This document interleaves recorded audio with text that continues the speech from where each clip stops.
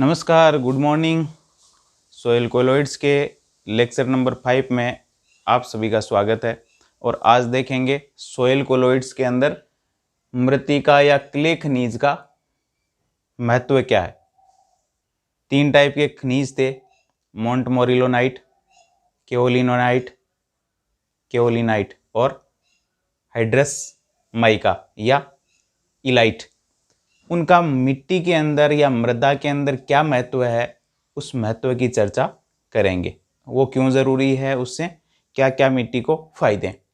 तो क्ले या मृदा का सक्रिय भाग जो है वो होता है, मृदा का एक्टिव पार्ट जो है वो क्ले है। यानी ज़्यादातर जो काम करता है वो कौन करता है, क्ले या मृत्तिका ही करती है। मिट्टी में जो महत्वपूर्ण हिस्सा है, जो काम का हिस्सा है, जो सारे काम करता है, मिट्टी के महत्वपूर्ण काम करता है, वो है क्ले। ये भौतिक और रासायनिक गुणों को क्या करते हैं, क्ले जो है वो मिट्टी के भौतिक और रासायनिक गुणों को दोनों को प्रभावित करती है। जैसे अपन ने फैलाव और संकुचन की बात की, प्लास्टिसिटी या सुगठिता की बात करी, विभिन्न प्रकार के गुणधर्मों की, तो ये भौतिक गुणधर्मों को भी प्रभावित करती है। कौन? सोइल के अंदर उपस्थित क्ले, मृत्तिका। और रासायनिक गुणों को भी प्रभावित करती है, क्योंकि रासायनिक गुणधर्म जो है वो कौन सा खनिज है उसके आधार पर अलग अलग होता चला जाएगा। क्ले की उपस्थिति मृदा की उर्वरता को भी बढ़ाती है। यदि क्ले उपस्थित है तो मृदा की उर्वरता, फर्टिलिटी बढ़ती है, यानी वो अधिक उत्पादन देने योग्य हो जाती है। तो क्ले मृदा का सक्रिय भाग है।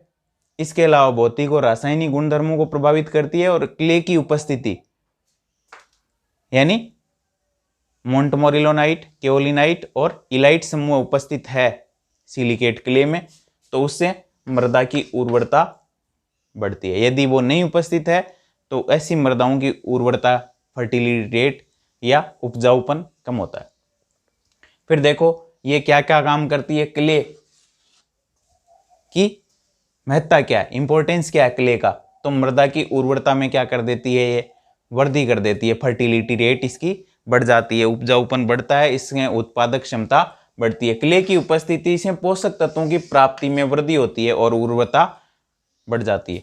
जो पोषक तत्वों को प्राप्त करने की क्षमता है मिट्टी की, वो बढ़ जाती है। किसकी उपस्थिति से? क्ले की उपस्थिति से। क्ले की उपस्थिति से पोषक तत्वों की प्राप्ति में वृद्धि, कि वो मिट्टी जिसके अंदर क्ले उपस्थित है वो क्या करती है, पोषक पदार्थों को खींचने की क्षमता रखती है। और जो पोषक पदार्थ जिसमें ज़्यादा होंगे उसकी फर्टिलिटी क्या होगी, उर्वरता भी ज़्यादा होगी। फिर देखो जल धारण क्षमता, जल को एब्जॉर्ब करने की क्षमता। एक तो रेतीली मिट्टी होती है जिसमें जल जो है थोड़ी देर में ही नीचे चला जाता है, कुछ नहीं बचता और पौधों को पानी नहीं मिलता है। लेकिन मृत्तिका के कण क्या होते हैं, बारीक होते हैं, बहुत बारीक होते हैं। रंध्रों का आकार क्या होता है, छोटा होता है। रंध्र क्या होते हैं, बहुत छोटे छोटे छिद्र उसमें पाए जाते हैं। बड़े छिद्र होंगे, कणों का आकार बड़ा होगा तो पानी रुकेगा नहीं। मृत्तिका के कण महीन होते हैं क्ले के, और रंध्रों का आकार भी क्या होता है, छोटा, जिससे जल धारण क्षमता, वाटर होल्डिंग कैपेसिटी, जल को धारण करने की क्षमता। आपने देखा होगा तालाब के अंदर जो है वो काफी दिनों तक पानी पड़ा रहता है और रेतीले टीलों के अंदर पानी तुरंत नीचे चला जाता है, सूख जाती है मिट्टी तुरंत। ऐसा क्ले के कारण होता है कि उसके कणों की साइज कैसी है, रंध्रों का आकार कैसा है।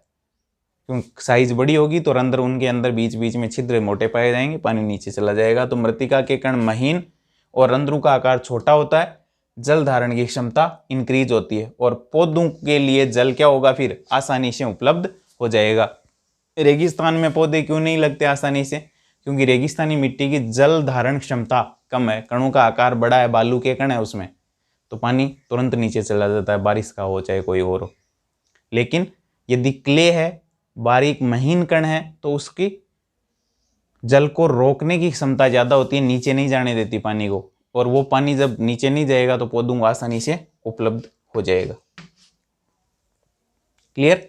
फिर है धनायन विनिमय क्षमता। यदि मिट्टी के अंदर, मृदा के अंदर क्ले उपस्थित है तो उसकी धनायन विनिमय क्षमता बढ़ जाती है। मृत्तिका के कणों पर कौन सा आवेश होता है, इसकी बात कर चुके हैं अपन, माइनस आवेश होता है।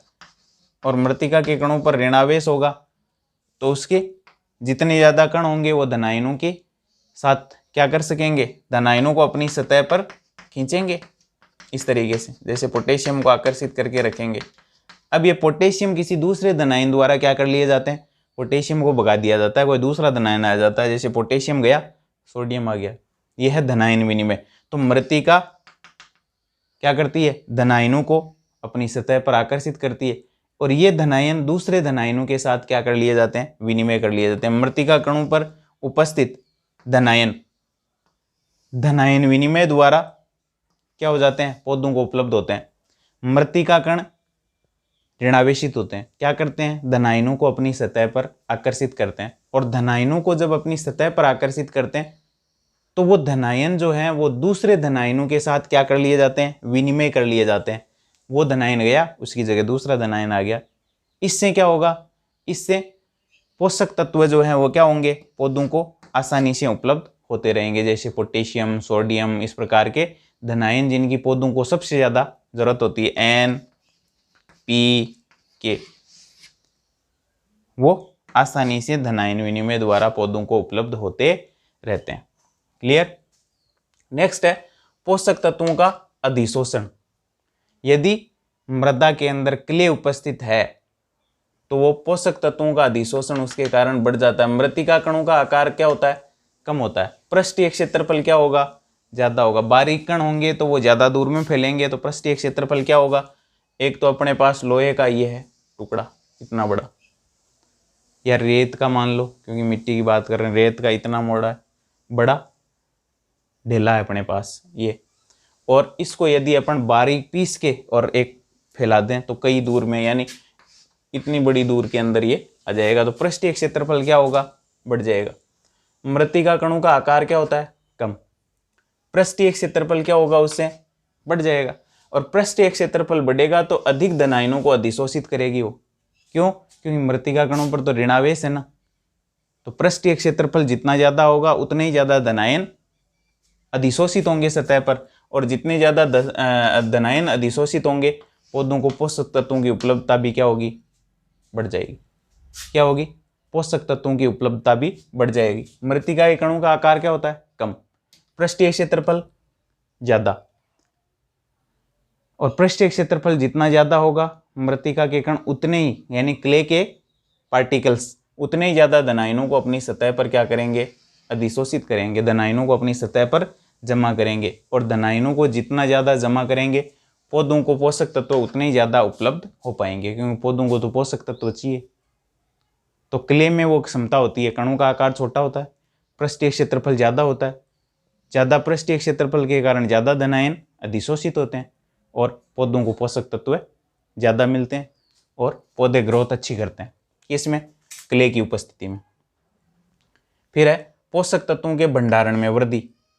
मृत्तिका की सतह पर calcium +2, magnesium +2, sodium plus, ammonium plus, potassium plus, ये धनायन है। आदि आयनों के अधिशोषण से पोषक तत्वों के भंडारण में वृद्धि होती है।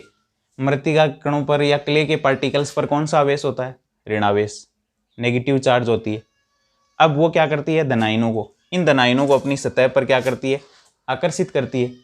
एक तो इनका पृष्ठीय क्षेत्रफल ज्यादा होता है और कणों की साइज कम होती है, तो इन धनायनों को अपनी सतह पर अधिशोषित कर लेती है। और अधिशोषित कर लेती है तो जिस पौधे को जो चाहिए उसमें से जिस आयन की आवश्यकता है वो पौधे को आसानी से उपलब्ध हो जाता है। तो मृत्तिका के कणों पर ऋणावेश होने के कारण, कणों का साइज छोटे होने के कारण, पृष्ठीय क्षेत्रफल अधिक होने के कारण इन धनायनों की मृत्तिका कणों पर भंडारण क्षमता क्या हो जाती है, भंडारण का मतलब इकट्ठा होने में वृद्धि हो जाती है। पौधों को आवश्यकता अनुसार मृदा विलयन में तत्व आकर पौधों को क्या हो जाते हैं, उपलब्ध हो जाते हैं। यानी जब मिट्टी के कणों पर ये आयन उपस्थित होंगे, जिस पौधे को जो चाहिए वो आसानी से उसको उपलब्ध हो जाता है। फिर है बंधक प्रभाव, बांधने का प्रभाव। मृत्तिका के सूक्ष्म कण मिलकर के बड़े कणों का निर्माण करते हैं, यानी छोटे छोटे कण जुड़ करके एक बड़ा कण बना लेते हैं, बड़ा कण, और बड़ा कण बन करके बालू कणों को भी बांधने की क्षमता ये रखते हैं। ये कहलाता बंधक प्रभाव, यानी मिट्टी को ये बहने नहीं देता। जैसे चिकनी मिट्टी, काली मिट्टी है, वो कम बहती है, कणों को बांधने की क्षमता उसमें ज़्यादा होती है और बालू कणों को भी क्या करती है, बांधने की क्षमता इसमें पाई जाती है। तो यह है मृत्तिका खनिज का महत्व है कि क्ले जो है वो मिट्टी के अंदर क्या क्या महत्वपूर्ण भूमिका निभा सकती है। क्लियर।